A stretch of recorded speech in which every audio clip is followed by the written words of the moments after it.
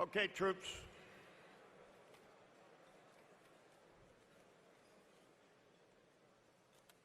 The dessert doesn't, it's easy to cut, so you can get to it without clinking a lot of things.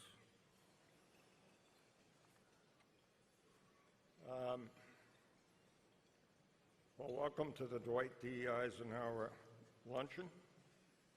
The theme this year is Win in a Complex World, and it's accompanied, as you can see, by the association's tagline, a professional development forum. There is no other show like this in the world, and no other place to learn from as many people, industry leaders, academicians, Army officers, officers from other services, and indeed, officers and non-commissioned officers from other armies. We also have over 600 exhibits from industry and 28 military and government exhibits, to include Department of the Army, Department of Homeland Security, the Department of Veterans Affairs, and 8 international pavilions, along with many professional presentations and resources available during the 3 action-packed days that you are here. For many years now, it has been the custom at luncheons such as this to honor our most senior leadership who are seated at the head table. We have done that. Now I would like to recognize the other services attending the luncheon today. Will those personnel please stand to be recognized? That is the Navy, the Air Force, the Marines, and the Coast Guard. How about standing up and let's see you?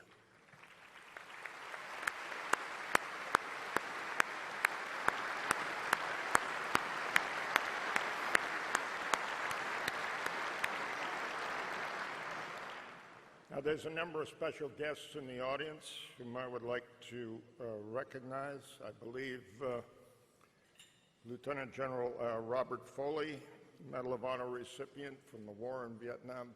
Bob, you in the audience somewhere?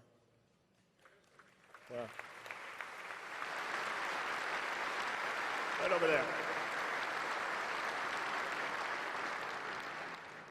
Bob now runs, and he has for a number of years, Army Relief, and we appreciate everything you and your people do for the troops. Welcome also to those individuals who have been selected as non-commissioned officers and soldiers of the year at their home station, drill sergeants of the year, recruiters of the year, and other outstanding soldiers. Would all of these outstanding NCOs and soldiers please stand to be recognized? Let's see all of them.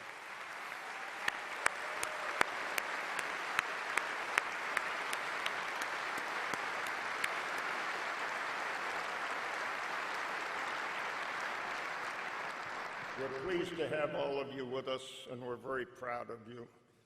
Being non-commissioned officer and soldier of the year is a huge deal. Congratulations. We're also honored to have with us a number of general officers representing many of our friends and allies from around the world. All of you, please stand to be recognized. We're glad you're able to be with us today. How about standing up?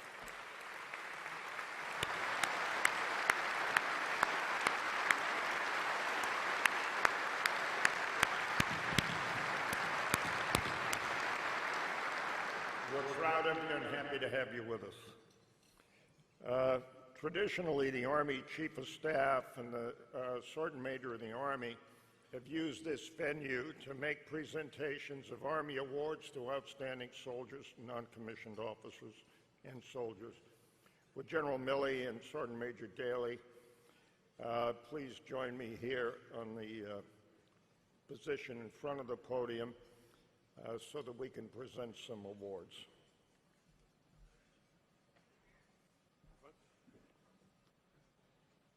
Would the recipient of the Stephen Ailes Award please come to the stage?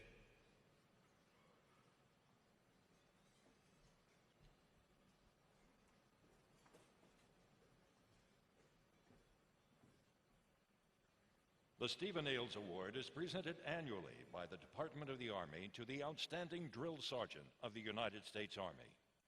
This year, outstanding drill sergeants representing the United States Army training centers competed in a headquarters U.S. Army Training and Doctrine Command competition for this coveted award. The 2015 Army Drill Sergeant of the Year is Staff Sergeant Jacob Miller.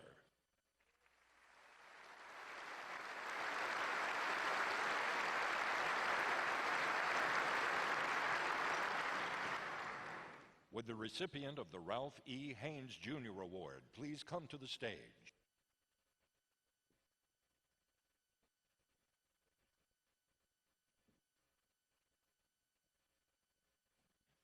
The Ralph E. Haynes Jr. Award is given annually by the Department of the Army to the United States Army Reserve Drill Sergeant of the Year.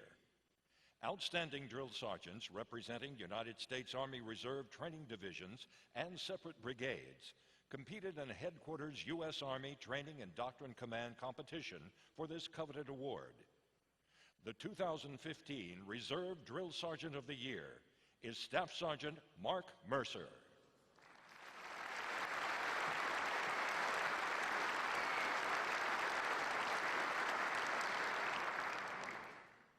Would the recipient of the Finis D. McCleary Award please come to the stage?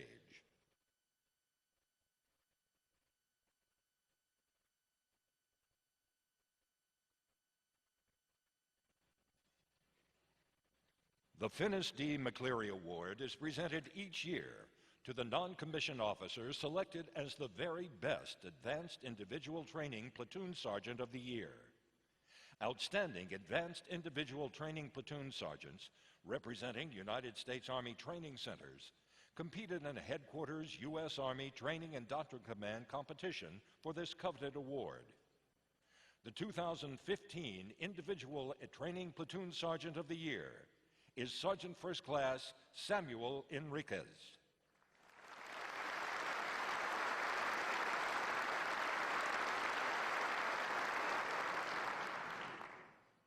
Would the recipients of the General Maxwell Thurman Recruiting Excellence Award please come to the stage?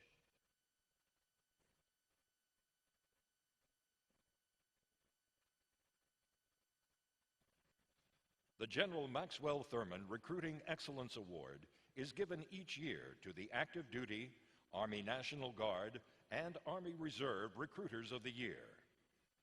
During General Thurman's tenure as commander of the U.S. Army Recruiting Command, he significantly improved the quality of Army enlistees and helped create the professional Army of today. And he played a key role in fostering the public's positive perceptions of America's Army and its great soldiers. His influence left a mark on Army recruiting and set high standards for today's Army recruiters. The non-commissioned officers selected as the top Army recruiters for 2015. United States Army Recruiter of the Year is Staff Sergeant Jared Bullock.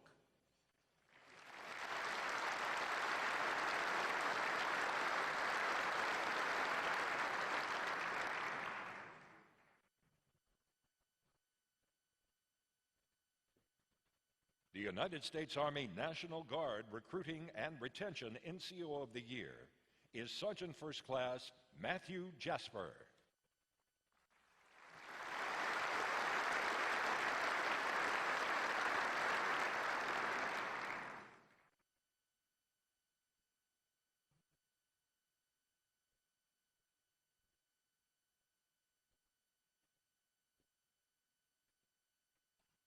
The United States Army Reserve Recruiter of the Year is Sergeant First Class Joshua Hernandez.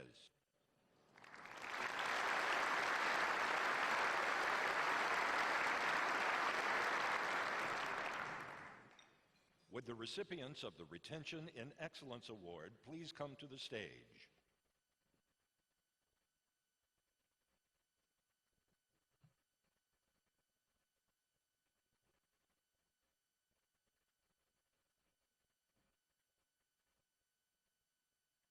The Retention in Excellence Award is given each year to the active and reserve component Career Counselors of the Year. Retaining the very best soldiers is critical to the Army's mission of growing and developing leaders for the future. Career counselors support Army commanders by identifying and counseling soldiers and non-commissioned officers of their value to the force and potential to serve in positions of increased responsibility in today's and tomorrow's complex world. The non-commissioned officers selected as the top Army career counselors for 2015. United States Army Career Counselor of the Year is Sergeant First Class Armando Delgado.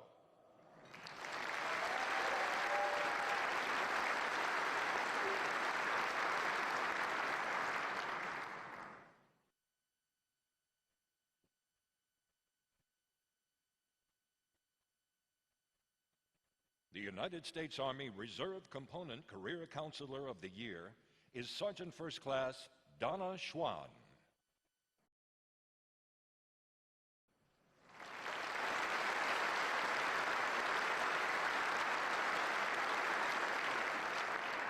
Ladies and gentlemen, please join me in a round of applause for all of our outstanding non-commissioned officers.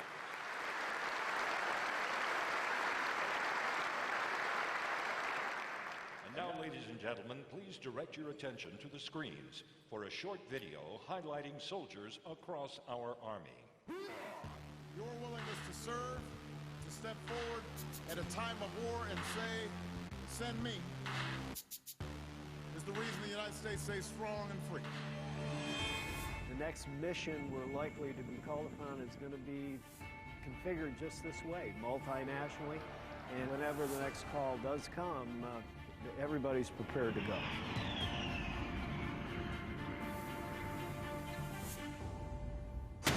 Try to still to the northwest. Try to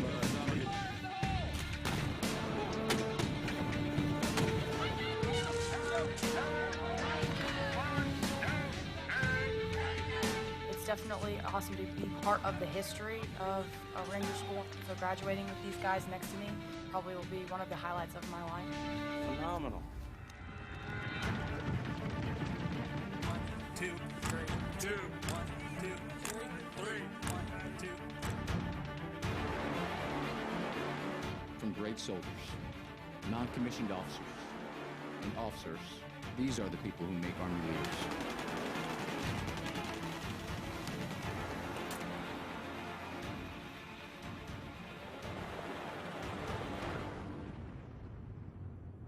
The robotics are able to do the dangerous and the dirty so that humans are able to apply their intelligence to the more critical tasks that are required for combat operations.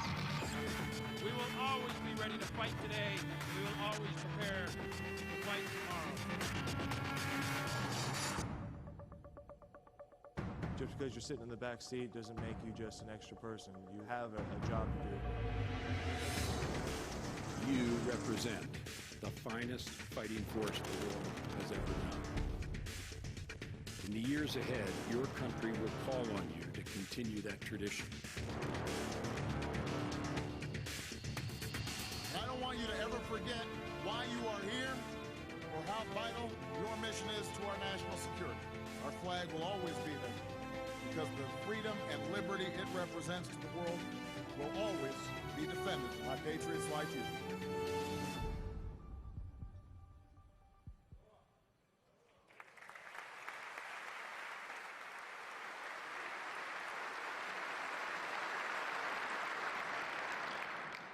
Today, we are honored to have with us the 39th Chief of Staff of the United States Army, General Mark Milley.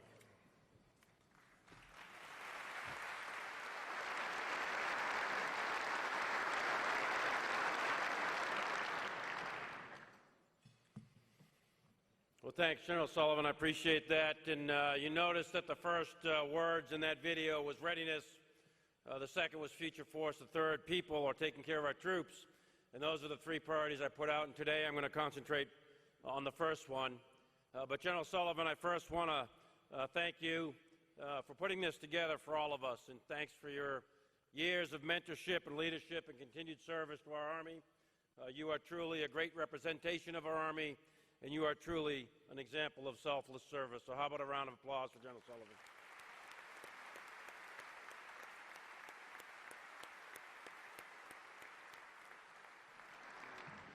I would also take note that General Sullivan told me that this is normally the Chief of Staff of the Army's debutante kind of rollout, but frankly, I never actually thought of General Sullivan in the way he is and has been over the years as a debutante. But maybe they grow debutantes in Quincy, I don't know. So I also notice that my wife happens to be sitting between two lawyers. I'm not sure what that means for what I'm about to say. Maybe she'll need them or I'll need them after I conclude my remarks.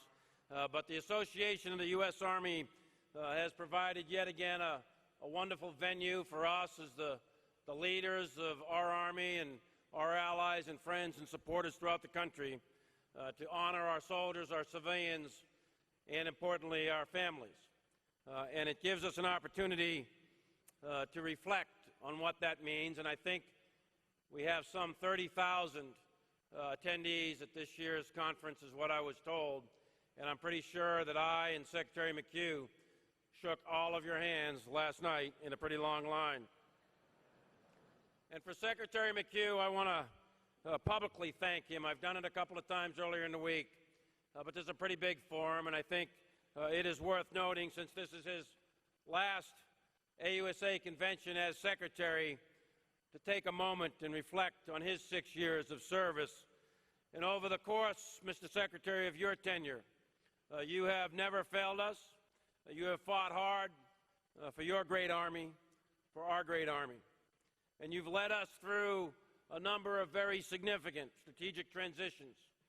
You've led us through tough resourcing decisions and chaotic fiscal realities. And your leadership has ensured that we remained ready and we remain the most capable Army in the world. Thank you, Mr. Secretary, on behalf of everyone in this room, and thank you on behalf of all of our soldiers and their families. Thank you for all you've done as the second longest serving Secretary of the Army in the history of the American Republic.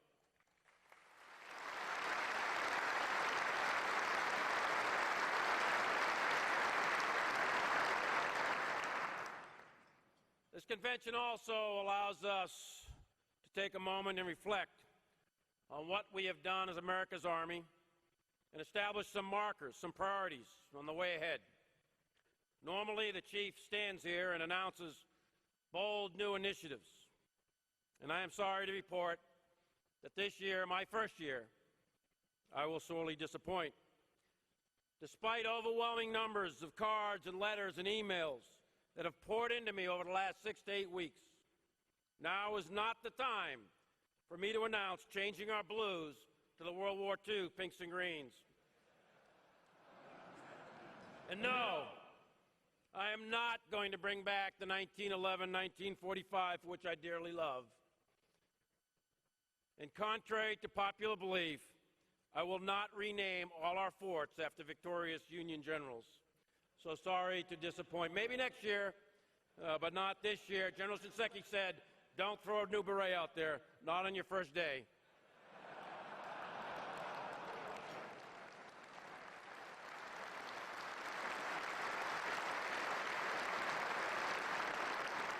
But I do think it's a good opportunity to talk about who we are and what we do and the world we are in and where we're going.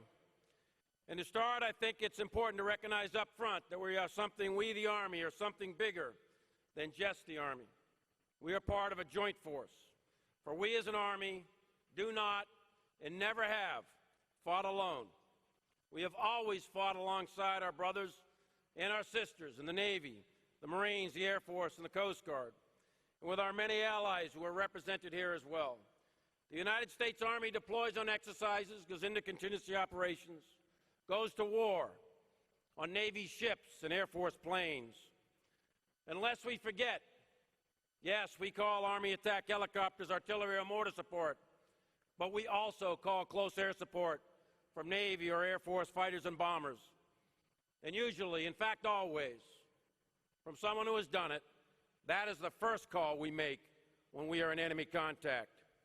We, the Army, we, the United States Army, are truly blessed to have the greatest Navy and the greatest Air Force the world has ever known. And despite our annual football rivalries, when the bullets are flying, the Navy and the Air Force, the Marines, are the Army's best friend, without fail. They have always been there, and they always will. I am personal witness to pilots who, without hesitation, will risk their all when they hear a call that ground troops are in contact.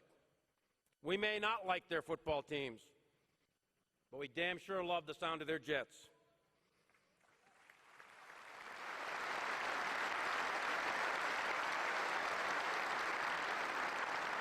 Americans are free today and safe for many reasons.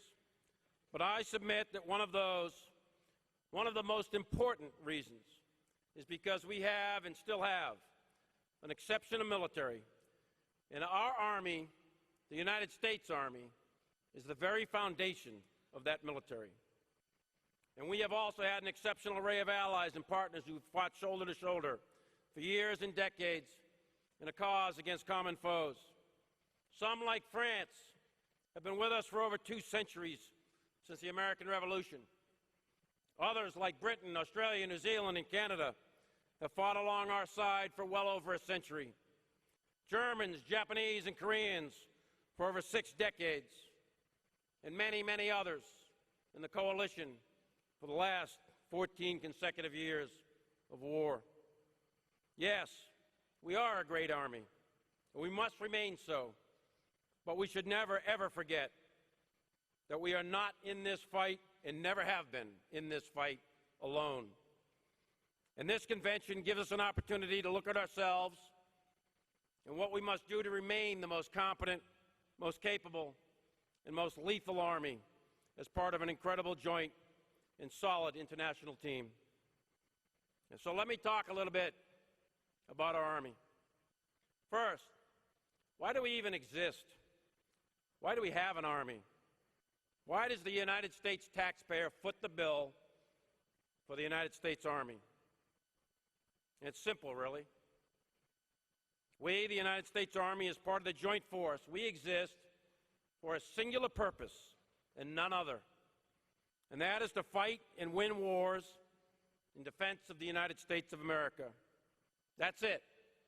It's that simple. We exist to fight in the crucible of ground combat. And when we fight and where we fight, we win. We have the capability, we have the capacity to perform a multitude of other activities. We can accomplish any mission assigned. But fighting and winning wars is our raison d'etre. It is our very reason for being, and our nation expects and deserves no less from us.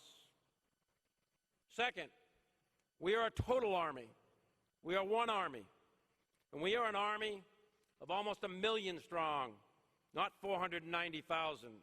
We are an Army of 19 divisions, not 10 divisions. We're an Army of 60 brigade combat teams, not 32 brigade combat teams. We are one Army consisting of 3 components in the regular Army, National Guard, and United States Army Reserve. And all our uniforms say United States Army. It does not distinguish between us. We are one Army, and we are indivisible.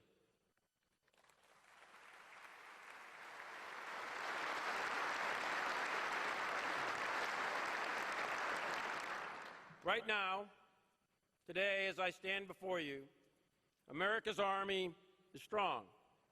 We are capable, we're well-equipped, well-led, and we're a disciplined, combat-seasoned force that will answer the nation's call anywhere, anytime, against any foe, as we have done not only for the last 15 years, but as we have done for the last 240 years.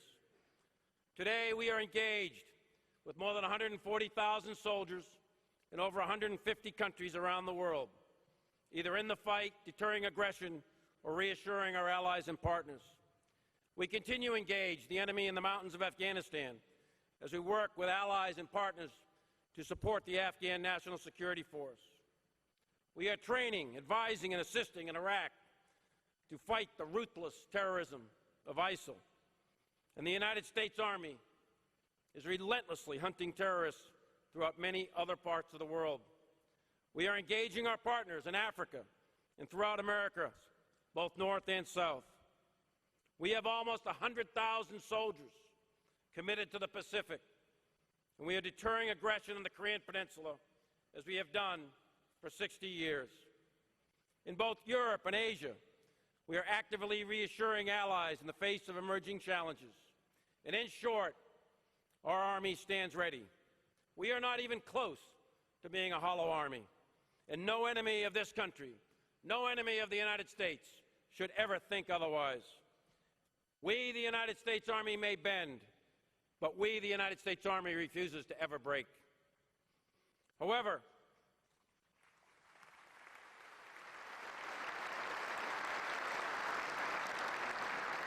there's much to do. We can't just say we're going to be strong.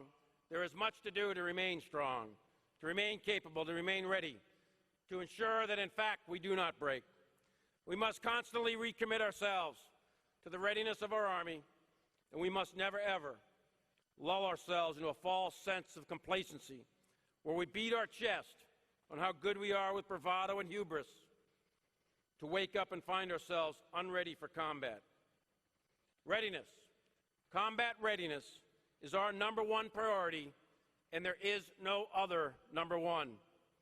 We as leaders must never allow our nation's most precious asset, our sons and daughters, to go into harm's way unprepared, lacking equipment, untrained, undermanned, or with less than competent leadership. That is a covenant with our soldiers and our nation that we must never break. So let me say it one more time. To all leaders, senior and junior, and to every soldier in the United States Army, readiness for combat is our #1 priority, and there is no other #1. Today, as we look around the world, we can see a significant rise in instability in many regions. The velocity of instability is actually increasing, not decreasing. While America is safer, to be sure, we are still engaged in several active wars in support of our partners, and just as importantly, there are more than a few storm clouds gathering, and the warning flags are beginning to flutter. In the Middle East and South Asia and beyond, we see ISIL and other radical groups presenting a significant threat to regional stability with a reach that is not only deadly but long.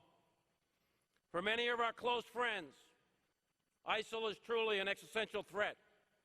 And make no mistake about it, ISIL is resilient, ruthless, and they have an expansionary apocalyptic vision that must be destroyed, as President Obama charged us to do over a year ago. The war against radical terrorism in Afghanistan, Iraq, Syria, North Africa, and elsewhere is going to take considerable time. And we, as an Army, are going to be intimately involved in that all the way. Our tasks will vary from place to place, but we must sustain our capabilities to fight terrorists, guerrillas, and insurgents, and help our partners develop increased capabilities to do the same. There is much at stake for our country, and we as an Army have a very important, perhaps the key role to play in that lengthy struggle. But we cannot focus on only one typology of war and in only one region. The United States is a global power.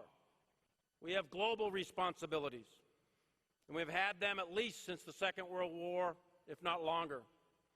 As an Army, we must maintain capabilities to fight along an entire range of military operations, from humanitarian assistance to fighting guerrillas and terrorists to nation states, if required. We do not have the luxury of preparing to fight one type of enemy at one time in one place. Today, we see nation states taking active steps to destabilize regions of the world through the uses of hybrid warfare, using aspects of conventional and irregular war combined with terrorism and asymmetric capabilities These nations attack other nations through surrogates, through cyber and electronic warfare, through political influence and economic coercion. And quite often, they do so undetected, or at least with a high degree of deniability. Many of the nations I am talking about have significant traditional capability and traditional and conventional capacity. Specifically, a revisionist Russia has demanded we once again consider how to deter their coercion and how to deter their aggression, a task that was largely unexpected only 24 months ago. After modernizing its nuclear and conventional capabilities in 2008 and updating its military doctrine, Russia has launched on an aggressive foreign policy in the last 7 years, attacking Georgia, annexing the Crimea, invading the Ukraine through surrogates, threatening other neighbors that are NATO allies, and now militarily intervening in the Middle East to complicate an already complicated and tragic situation. Russia has engaged in deliberate efforts to undermine NATO and the United States, and not so subtle attempts to reestablish their near abroad. Increased demonstrations of military prowess in the air and sea that we have not seen since the height of the Cold War. Most significantly, within just the last year, Russia, their senior leadership, has rattled the nuclear saber, which is alarming and irresponsible. I cannot predict, no one can, with certainty, what Russian intent is. But I do know that Russia has considerable capability, and we can judge their recent behavior as very aggressive in violation of many long-standing international norms. It certainly appears to me that Russia considers the United States and NATO a direct threat to its core interests and seems to be acting accordingly. Nobody, not me or anyone in this room, wants an armed conflict with Russia, but the United States Army must be prepared as part of a joint force and an international force to further deter Russian aggression. In Asia, only 60 days ago, we saw significant provocative actions by North Korea that rapidly increased tensions.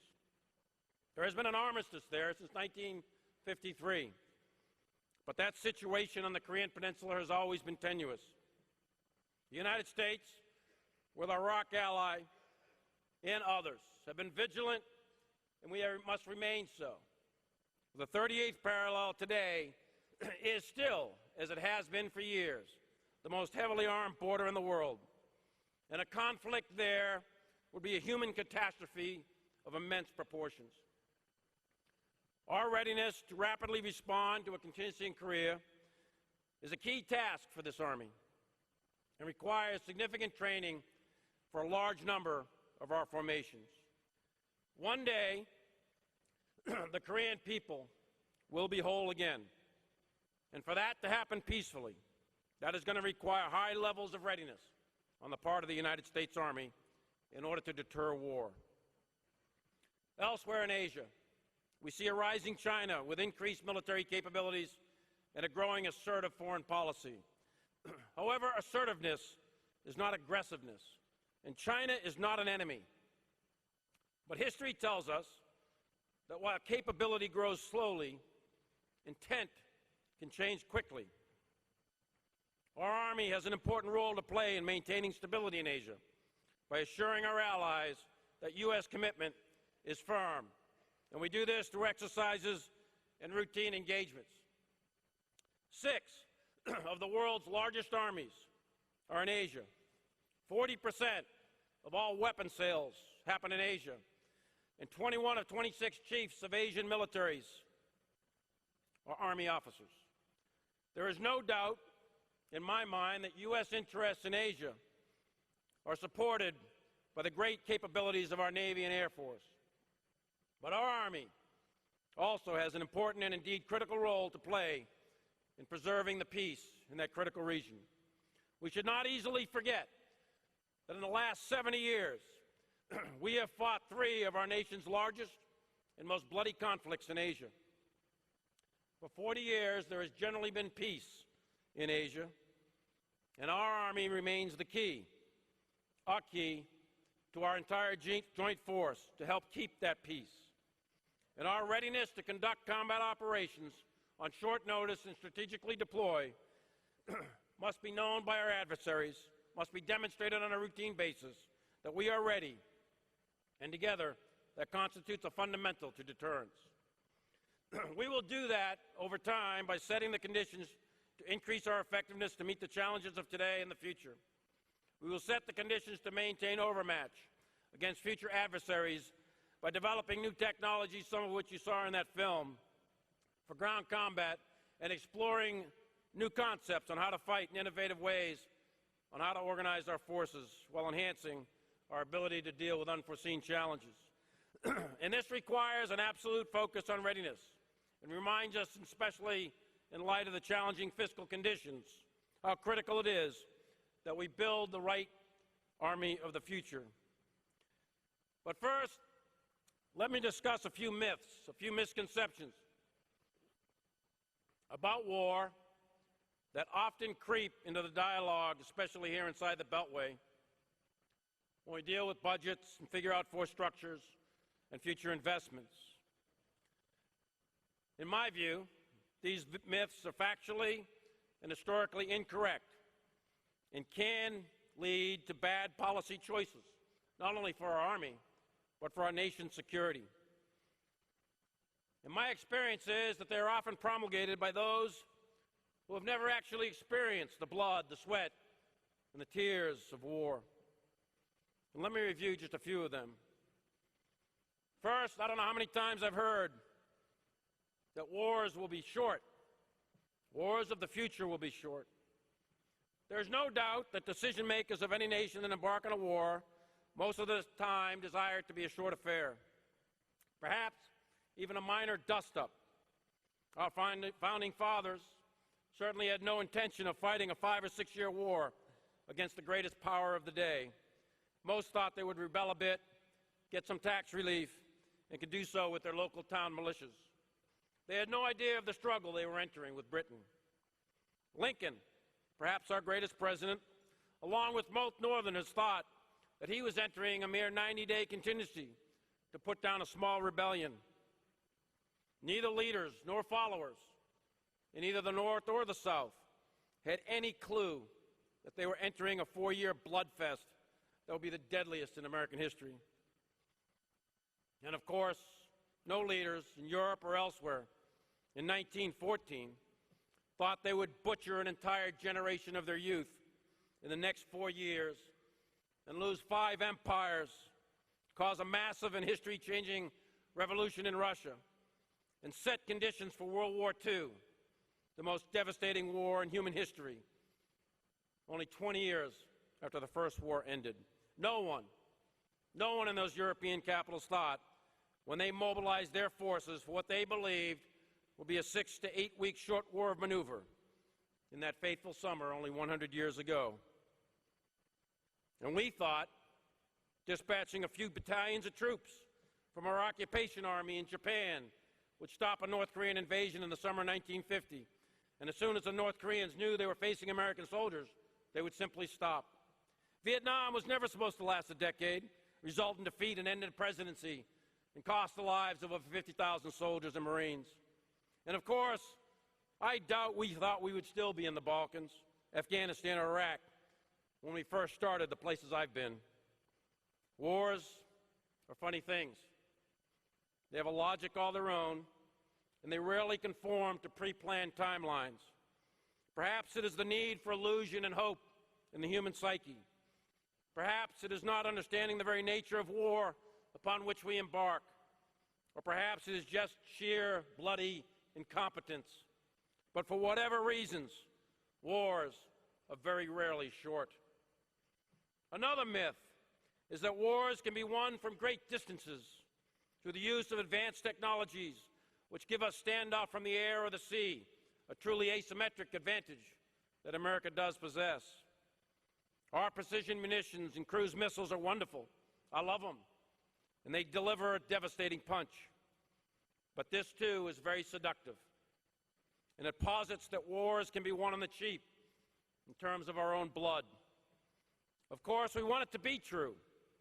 No one wants it to be more true than I, and those of us who have seen battle up close and watched our comrades die. I deeply want that to be true. I want wars to be able to be won from standoff ranges. But unfortunately, it's fantasy, not fact. It simply is not true. Unfortunately, after the shock and awe comes the march and fight. And why? Why is that? Why do we have to march and fight? Because war is a political act. It's an act to impose our political will on an opponent through the use of organized violence. And politics is about people, and people live on the Earth's surface, and their will to fight is ultimately broken on the ground. Standoff weapons from either sea or air are for surely necessary to bring the full synergy of warfighting power to bear, but they are never sufficient in and of themselves to break a determined enemy's will. In World War II, on the European front, the Allied air forces perfected strategic bombing against targets in Germany, increasing intensity and frequency. Bombings from 1942 all the way to the end of the war in 1945. Although those bombings were effective, they destroyed key logistics and infrastructure, and they did set the condition for strategic and operational ground maneuver. They did not significantly reduce or resolve the Nazi will to fight.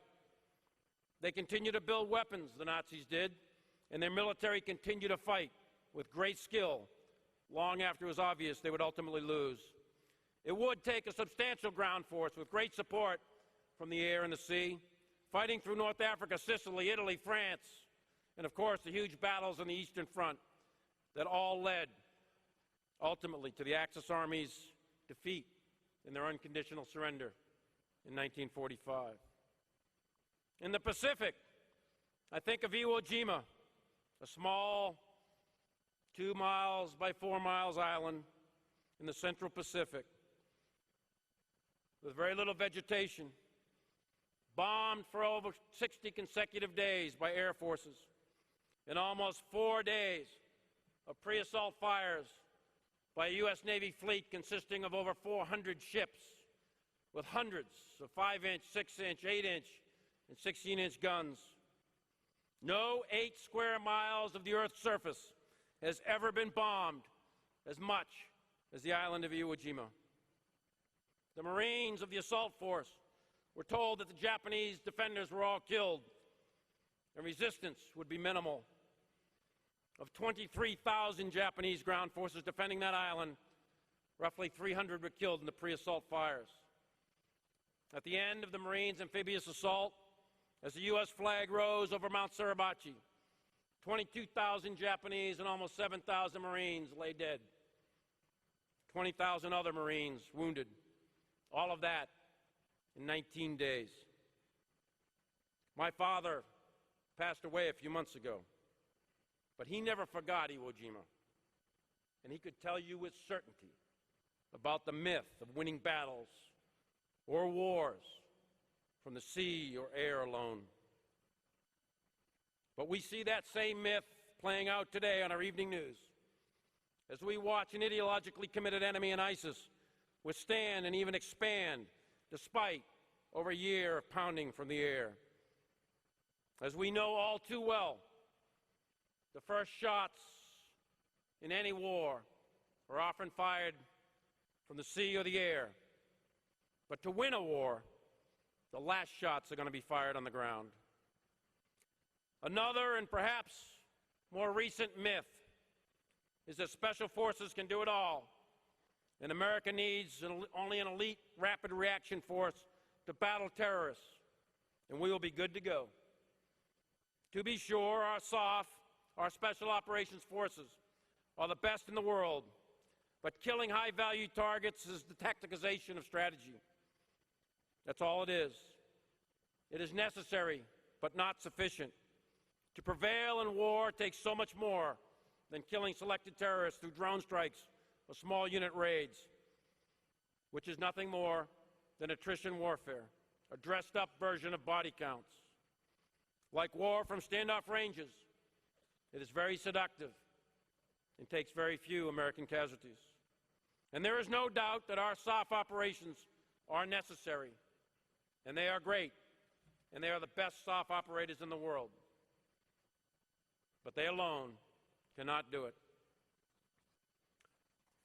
And yet, another common misconception is that armies are easy to regenerate.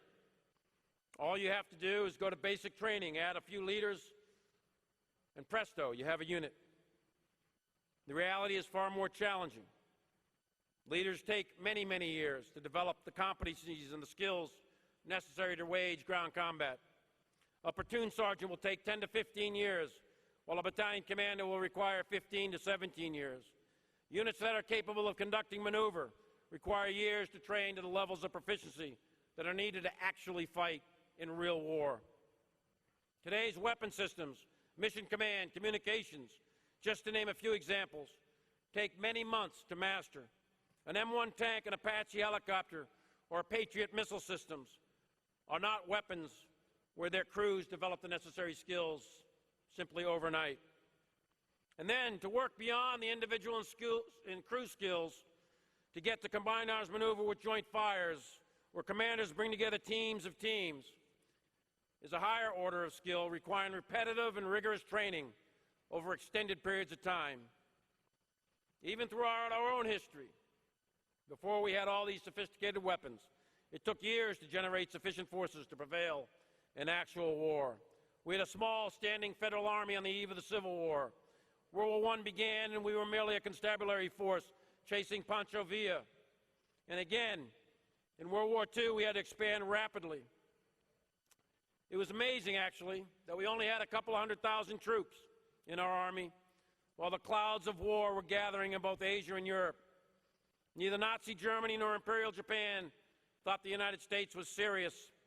And just 6 months prior to Pearl Harbor, 6 months in the summer of 1941, prior to Pearl Harbor, 4 years after the start of the war in Asia, when Japan invaded China, 2 years after the start of the war in Europe, when Nazi Germany invaded Poland, then Army Chief of Staff George Marshall went to Congress to ask for a draft, and it passed by only 1 vote. Americans were split, even at that late hour. We thought America could actually stay out of that war, and we did not need to raise a large standing army. It took several years to increase from a couple 100,000 training with World War I rifles to expand to an 8 million man army in 89 divisions with modern equipment and a level of quality to defeat Nazi Germany, Fascist Italy, and Imperial Japan simultaneously in 9 theaters of war.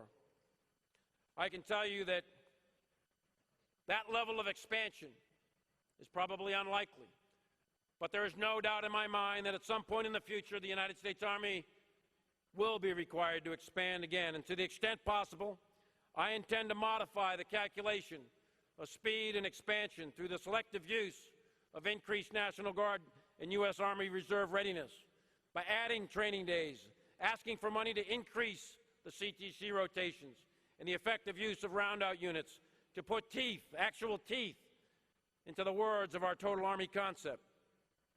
But even if we fully implement the initiatives I propose, that will not be sufficient to offset the need for a significant standing regular army of considerable capability and considerable capacity. And we have learned over and over again that the cost of believing in these myths has been paid in the blood of our first battles. It cost thousands of lives due to our unpreparedness. At places like Bunker Hill, Bull Run, Corregidor, Bataan, Macon Island, Guadalcanal, Tarawa, and of course in North Africa with Kasserine Pass. In 1945, we had an incredible military force, but yet again we ripped it apart, thinking we would not soon engage in yet another ground war. But just 5 years later, 80,000 North Koreans with Soviet-Russian consent and support crossed that 38th parallel, destroying not only Task Force Smith, but much of the 24th Division and several other units as they drove us down to the Pusan perimeter. We were unprepared yet again for the type of war we would fight in Vietnam. And in the post-Vietnam era, our performance at Desert One, Lebanon, Grenada, were all smaller and similar examples of unpreparedness, which led to significant loss of life. We certainly never saw 9/11 coming, and when it did, we reacted quickly, but again, our forces were not structured, trained, nor adequately equipped for the fight that we entered into Afghanistan.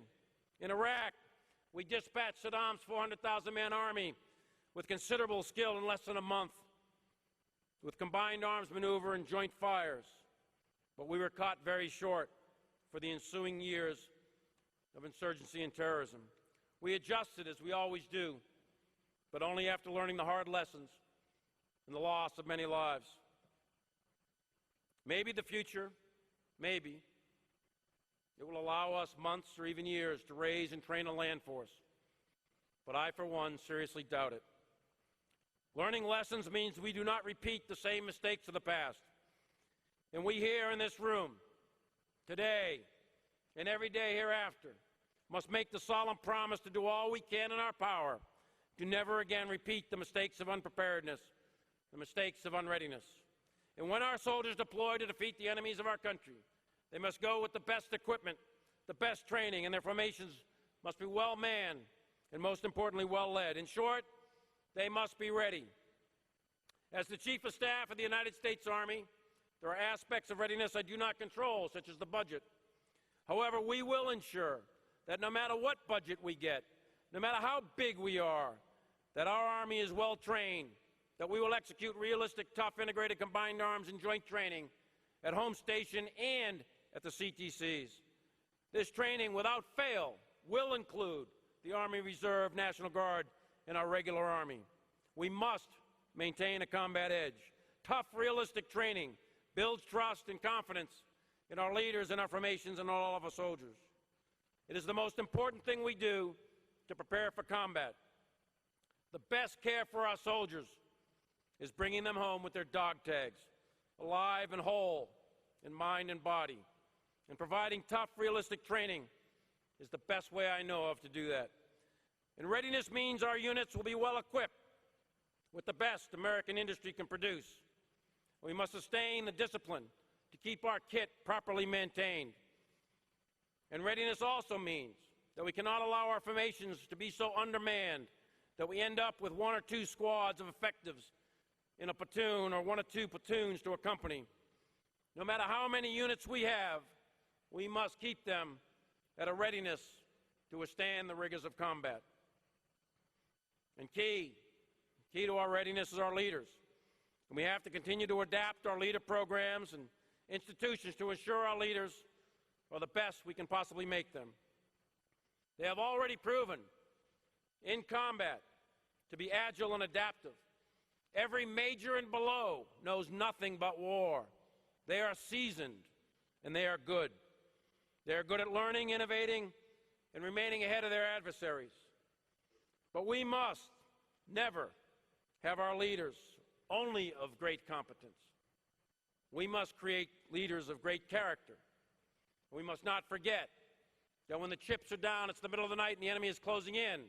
It is character that ultimately carries the day. And we as senior leaders must also help our junior leaders. We must underwrite their risk and not cop out and pass it off to them. And we must reduce the overwhelming administrative burden on our units and our leaders. And we must focus them on the tasks that only have to do with fighting and combat. Maintaining battle focus for our leaders and our units is a key to combat readiness. And finally, readiness means we will ensure our formations are filled with ethical, moral, and competent soldiers that are superbly fit, both mentally and physically, to withstand the intense conditions of ground war. We have soldiers in our charge that are the very cream of our nation. Without question, we have soldiers who are smart, tech-savvy, dedicated to their country and living the Army values. And we must set and enforce standards for them as leaders. And those standards must be related to actual combat. If we do that, our soldiers will respond. each having equal opportunity to rise to the level of merit, regardless of their gender, regardless of their race, or regardless of their self-identity.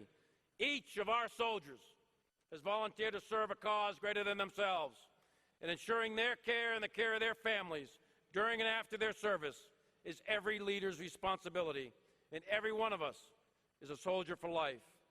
As we move into an uncertain future, we do not want a fair fight. We want the odds all the time in our favor. And to do that, we must be ready today, we must prepare for tomorrow, and we must always take care of our troops, and they will take care of the mission. The protection of freedom, as Dwight Eisenhower said, and this is his luncheon, must never be left to the weak or the timid. And let our friends and foe alike know that we are America's Army. And let them all know that we are neither weak nor timid, and America's Army will not fail. In the dark of the night, all of us who have led soldiers in combat, all of us who have been combat commanders, we all know the ghosts of our battle past. For me, that number's 242.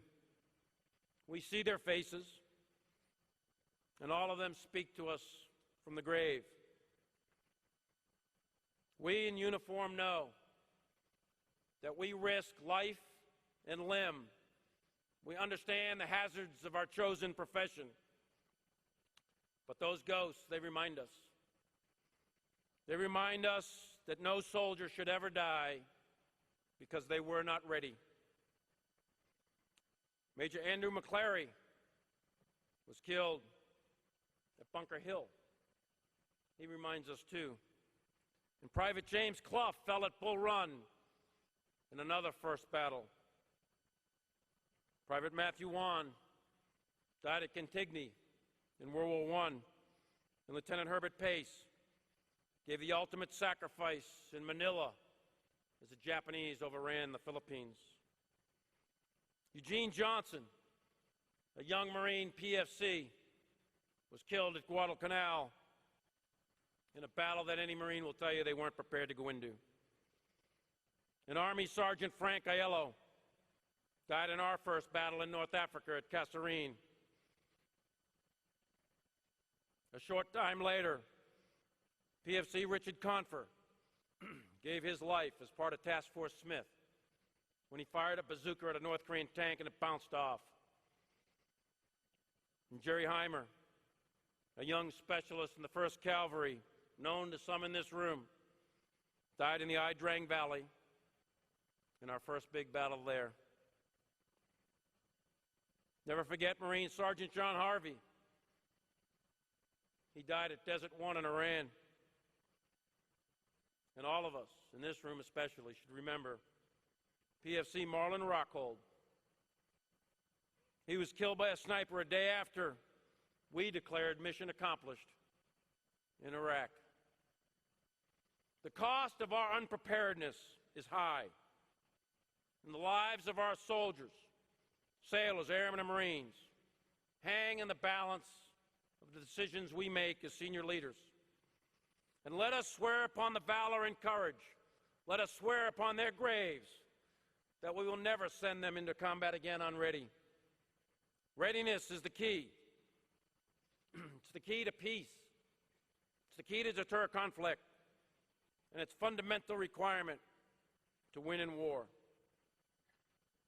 If our founding fathers resolved that these colonies are and have a right to be free, then let us in this room resolve that these soldiers who protect that right, they too have a right and ought to be ready. It is our duty, the duty of the living, to never forget and never again make the mistakes of unreadiness. We must remain ready today, tomorrow, and always. Army strong.